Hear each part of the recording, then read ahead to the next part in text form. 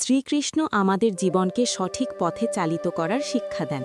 তিনি বলেন, তোমার কর্তব্য কাজ করে যাও, কিন্তু কখনোই তার ফলের প্রতি আসক্ত হও না।